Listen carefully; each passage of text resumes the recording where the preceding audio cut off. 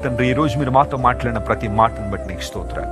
రోగ సయ్యం మీద మమ్మల్ని ఆదరించే దేవుడు, రోగము కలుగగా మమ్మల్ని స్వస్థపరిచే దేవుడు గనుక నీకు స్తోత్రాలు. ఈరోజు ఈ వాగ్దాన సందేశాన్ని వీక్షిస్తున్న మా ప్రియులు ఎంతమంది అయితే రోగాల బారిన పడి, వ్యాధుల బారిన పడి ప్రభువా ఇబ్బందులు ఎదుర్కొంటున్నారు. ఆనాడు రక్తస్రావ రోగంతో బాధపడుతున్న స్త్రీ అనేక తిప్పలు పడినట్టుగా ఎంతమంది అయితే ఇబ్బందుల్లో ఉన్నారో యేసు నామంలో ప్రభువా వారిని స్వస్థపరచుమని వేడుకుంటున్నారు.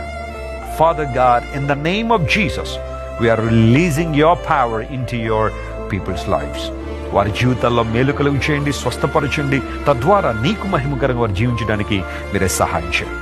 ఎలాంటి భయంకర వ్యాధితో బాధపడుతున్నారు, మరణశయ్యల మీద ఉన్నవారు, హాస్పిటల్ ఐసీయూలో ఉండి ఇబ్బందికర పరిస్థితులు ఉన్నవారు ప్రభువా ఈ ప్రార్థనలు ఏకీవిస్తుంటే మేలుతో వారిని నింపండి, తాకండి, దర్శించండి, స్వస్థపరచండి. ఘనత మహిమ నీకే చెల్లిస్తూ యేసు నామం పేరిట అడిగి వేడుకొంచున్నాం తండ్రి.